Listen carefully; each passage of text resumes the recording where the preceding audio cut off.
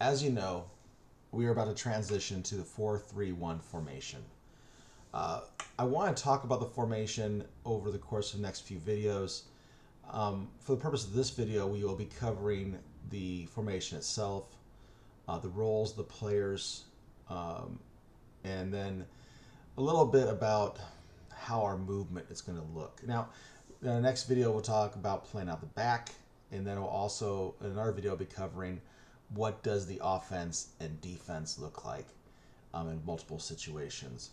Um, so this is the first video. We want to talk about today the shape of the formation, what our reset looks like, um, why we're using this formation, its strengths, its weaknesses, and then your role within it. As I have mentioned before, you'll need to be fluid. You may start off this year playing a role that you may not be playing next year. You may be switching up to something else. So it's very important as you're watching this video to kind of remember what role you play, what role you may want to play, and see what that role does. Okay. So let's first talk about the formation. Now the shape itself is pretty simple. You have your goalkeeper. We don't count that in our formation. So you have a 4, a 3, and a 1. So 4 defenders, 3 in the midfield, and 1 striker. Now you can see from this formation it does a couple things. One, gives you a lot of support in the back line. So we've worked before on press cover balance. This really allows you to have press cover balance. So we'll show you that in a second. I'll show you how that looks. It also allows for a quicker transition from defense to offense. So for example, if we win the ball to the left back, the left wing does not have to come back as far now with this formation because there's 4 players back here. In a 3-back formation, like a 3-4-1 or a 3-3-2, the wing has to come back because without that support of the wing, we could be overloaded by the other team. So this formation allows for the wingers to stay a little higher. Doesn't mean they're always going to stay high. It doesn't mean they're always going to wait here for the ball. They may have to come back for the ball. There may be times where the attack is just so strong that the only thing they can do is come back and help. All right, but that's going to come through communication, and we'll talk about that in a little bit. But because they are a little higher, getting that ball to them allows for a quick counter. So for those of you who don't know what a counterattack is, a counterattack is basically when we win the ball, how quickly can we get it back to the other goal? So can we attack their goal faster than they can transition from offense to defense? So we talked about a few months ago about our pressing, right, and being an aggressive team, and we're going to counter the counterattacks. As soon as we turn the ball over, we're jumping on them. We're trying to get the ball back quickly so we can go back towards their goal. This allows for that. So this kind of sets that up because the fact that you have a lot more support in the back, you can press a little higher. Okay. Other thing it does is it protects the center of the field. If you look at it, look at your weight right here. You have 1, 2, 3, 4, 5 players that are right down the center. Okay. So for this player to get to here, he's got to go through this guy, and these 2. And that's just going down the center. Okay. As you know, we've played teams that are very central. They want to bring the ball down the middle. The air formations with everyone, spread out in these 3-4-1 allowed for gaps that they can cheat through. This is a lot harder to do that. The other piece of this that I really like is if you look at the natural triangles, okay, CB to LB to CM, okay, LW to CM to ST. You have natural triangles throughout this whole formation, and they're all close enough to be able to play that to each other and try and get around defenders, try and get the ball out of the zone. Hopefully you saw that in the scrimmages that we've run this week, that kind of support allows us to get out of trouble faster. All right. Um, the weaknesses. This is important. If you look at it, we talk about wide all the time. Well, we're giving them the wide, and that's okay. That's all right. We don't mind them going wide because if this guy comes in the ball right now, there is still a left back. There's still a left wing that's coming in, right? Now you have a center back to support, another center back to balance, and then you have another balance right here. So we're okay letting this guy go wide because we have coverage now. It's something you have to watch for. Really fast teams could take advantage of that, especially if they're really good at crossing. But this formation allows for you to adapt, all right, and adapt very quickly. Other weaknesses on this formation is being too aggressive. Again, we will be aggressive. There's no doubt about it. We're a very aggressive team, but we can't afford ever to bring all of our players all the way up to the front. Okay. It's very, very easy for someone to try to go over the top. There's also exploiting gaps. If all of our attackers go in and we keep the back line here, you have this big gap that the other team could play in. Okay, so we have to be very cautious about that type of spacing. You'll notice right away from a 3-4-1 is that these wings are not wide. Okay, so that they'll be a little tighter. So again, we're very centrally focused. That's both a weakness and a strength. Okay, so let's talk about the look of this formation. All right, what we're covering. Let's just start with the back line. I'm going to take these guys and put them over here for right now. Okay, so we just get a look at the front line, or back line here. The actual reset points. So when I call out reset, we're getting ready for a kickoff, or if we're coming out of the box. Okay, so we just knocked the ball up here. We're coming out of the box. Our reset points. If you look at this, you have your left center back and your right center back. They are lined up to this post right here. Okay. So they're both on the post. If they look right back, they'll be able to see the back of the post. Then you have these guys right here, our outside backs, are above the penalty box about 10 yards. Okay, 5 to 10 yards.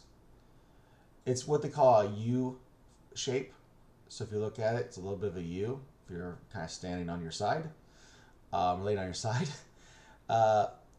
It's parentheses. I hear that sometimes too.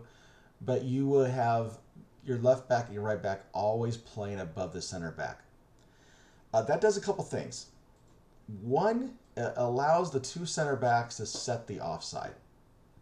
Much easier when you're dealing with an attackers, that if they are coming into the zone and we just left it, okay, so let's just say we had a corner kick, ball's coming out, these two can easily set this line and put these guys offsides. Whereas before, if you had a straight line back, there's always a chance one guy is coming out on the outside backs are coming out late, and keeping those guys onside. So it's very important that the center backs work with the outside backs to make sure that they stay ahead of them. There will be times, and we'll show it in the video regarding offense and defense movement, that these outside backs may have to drop and support to provide cover. But the natural form of this is these left back and right backs will stay high. Okay? Center backs have to be able to communicate, and they have to be able to support these outside backs. So again, let's say we have a striker coming in. Okay, striker's with the ball. All right, he's got a partner. The left back's going to take the striker. The center back's going to cover. This other center back provides balance. Then you have this right outside back that's going to be able to provide an extra balance. So this way, if they try to bring in another player, we'll just bring in a wing here. They try to bring in another player, we can look at it and go, this is covered. So it's really hard to get this ball here. It's definitely really hard to get the ball here because we have everybody covered coming in. And this way also, as soon as this happens, this center back is telling this left back to press. Go ahead, press hard, man. I got your back. Okay? So he's got cover, so even if that ball doesn't get turned over and he somehow manages to get past the outside back, our center back is here to stop him and allow the left back to reset. Okay? So that's a great formation, but again, communication is key with this formation. We cannot get away with just guessing what other people are doing. The center backs also have to talk to each other. So the center backs have to know, okay, we're going to move up. So if a center back calls it out and says move up, everyone's moving up. Okay? A center back may say to drop.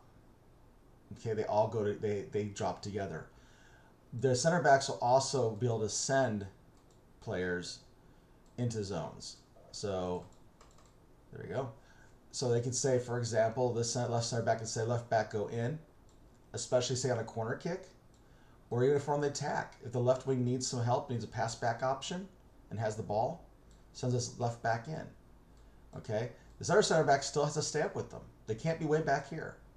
You can't have uneven lines. All right, so the center back's got to stay with the other one. There may be times where the center back sends the other center back in. Okay, so one center back goes, okay, I'm going to stay back, you go up. This is perfect again on corner kicks. Because on a corner kick, the center back may go to the top of the D and sit there while the other right back takes the back side of the goal, and these guys are all in the box. So this creates an overload situation. But still, if this left back comes in to support, we still have help on the back. Okay? So you're only going to hear me say this 20, 30 more times, and that is communication is key. All right? Because these have to talk to each other. Because once this comes out, the center back's yelling drop. He's bringing everybody back here again to help. Okay? Because we have to reset our line to a four-back system. Okay? We'll cover the playing out the back. That's a special circumstance. I know we scrimmaged with it, and hopefully you have seen it in action. But for right now, let's stick with where we are with these guys, and let's move on to our next roles. So to reset my back line. Okay. All right. So let's get these guys back in the action here. I get my mids now. Oh, right. Well, there we go. Bring them over here. There we go. And then striker in. Okay, so my wings now, as I said before, these guys don't have to go all the way back and forth anymore. At least they shouldn't. Okay? If the back line is doing its job, and we're going to grab the striker again, and the left back is the striker, you know, we have the cover from one corner center back, we have the balance from the other center back, and the right back providing the extra balance. There's not a reason for this left wing to come all the way up here. These guys have it. So instead, the left wing can stay back a little bit, play where the ball could come out at. So the left back wins it, he's in a position to receive it. Playing that pass back, so for example, if there's a wing behind the striker here, kind of cheating in here to look to see where the pass back is to intercept it. So it allows them to be a little bit more attack focused. Okay? Should help with the conditioning. You don't have to be out there running back and forth for 15, 20 minutes at a time. So that will conserve some energy for you for your attacks. The wings will play wide from time to time. If you look at the reset point here, I'll get everybody back to their reset points. They are playing more in. And I said that earlier, it's a little bit different right now. Okay? So they're actually playing in towards the striker. They can go wide. Again, communication is an important piece. You knowing where a passing lane is going to be at. So, for example, if I have a striker on this guy's inside, it doesn't make sense for the left wing to be here. Coming here, though, now Obe has opportunity for that pass, right? So you have to look and see, the person with the ball, how can they give that ball to me? Where do I need to be for them to get that ball to me? So if that's on the outside, cool. I'm going to run to the outside. I'm going to run that touch line. I'm going to play that touch line for that ball. If it's not here, you know, obviously right here, there's nowhere for this left wing to go but the sideline. So if he's standing right here, that's still a bad pass. Striker's going to get it. Okay? So you have to know playing my width. Okay? So where does a left wing go to? Obviously, we got sideline to center of goal. You have really kind of the top of one box all the way into the goal the other side is where you can play. Where you're going to mostly play is probably going to be in this area here, to the from back line to about where the final third begins, right in this area. Okay, so same way with right wing, sideline to center of goal, typically right when the final third begins, all the way to the back line. All right. Let's get out of here. Okay, we'll cover like kicks and who takes what for throw-ins. We'll cover that in the offense and defense video. For right now, let's go get these back to where they belong. Okay. Last role is the striker. So the striker is going to be pretty typical to where it was in the air formations. They're going to be able to go on the attack. They're working with I forgot to cover center mid. Hold on, we'll go over center mid in a second. I'll finish up with striker here. Striker can go in on the attack. He's going to work with the wings. He's got the center mid to pass back to if they're jammed. Obviously, they want to be in a position where they can, receive crosses if the ball comes in. We'll cover a little bit more of their positioning in the offense and defense video. But I will say this, it is very, very, very important that striker stays high. Even if we are overloaded and they bring in everybody, so let's say it's a corner kick or they're just really aggressive to the goal, striker has to stay into a spot where they can receive it. If the striker comes back here with everybody else, all the other team has to do is just drop people on the line and kick the ball back in. They don't really have to do much at all for strikers way back here. The striker could put pressure on them to keep that line from coming all the way in. Moves where the ball is. So if we're playing on the left side, striker's going to come over, especially in a situation the wing is over here for the pass, to receive the ball on this side. It's called floating. So they'll float to where the ball is. And again, just like the wings are looking for passing windows. So if I have a left wing here, okay, I got a mid right there trying to protect this. Obviously, right now he can't go here. It's blocked. All right, he's got the center mid. That's actually the obvious choice right here. But the striker may be able to come in a little bit, get the ball, push up to the wing. So they're not out of the play. Let's be clear about that. They can come back to receive a ball, but they need to be able to go up high quickly and go on the attack. They can't stay back here and wait for a ball. They need to be able to just play up here, come in for it, and go. So let's get these guys out of the way. Now we're going to talk about center mid. And center mid is a very important piece of this formation. I talked a lot about communication. I talked about the center backs and the goalkeepers and how they have to communicate. Center mid is really the person that's going to set up the goals.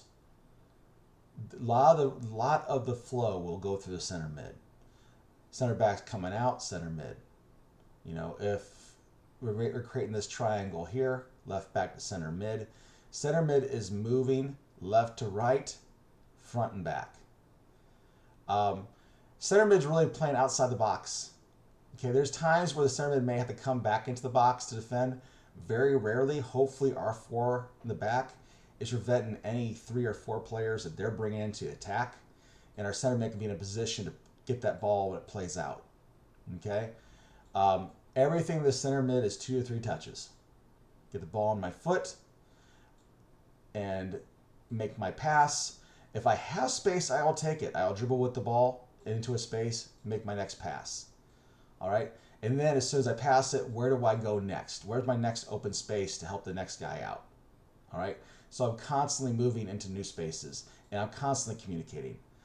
Switch it. I'm the one calling switches if I'm center mid. Crosses, I'm calling for a cross. I may be telling players where they need to go, especially a situation we had earlier where we had the striker on the left back. I may be telling that wing, go side, go line, go touch line.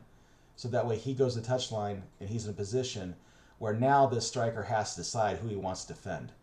Okay? So I can't stress that enough. The center mid has to be able to communicate, and when he does communicate, you have to listen. Will the center mid make mistakes? Of course they will. You all make mistakes in your communications. You're gonna call someone in the wrong direction. It's gonna happen. You guys hear me all the time. I'm not perfect. I make a lot of mistakes when I call out something. All right? But the point is I'm calling out something. There is communication coming from me, and there should be communication coming from you. Okay. So the last thing I want to talk about here is our rotations. Okay, so we will be rotating in, and we will have probably players that play both sides. Okay, we'll see rotations in our center backs and our CM roles. Okay, when you come out is a great time to get some water, talk to a coach, see what you're doing right, see what challenges that you're facing, talk to us about what you're seeing. Okay. In order for this formation to work, the communication doesn't just stop between you all. Okay? Have the conversations with your coaches. Tell them what you're seeing. We really appreciate that because number one, if you're seeing what we're seeing, then we're all on the same page. If you're not seeing it, then we need to fix it. Okay? But all right. I think that's enough for this video. I think I covered enough. We'll cover the next video. We'll be playing out of the back. Thank you for your time. We'll talk to you soon.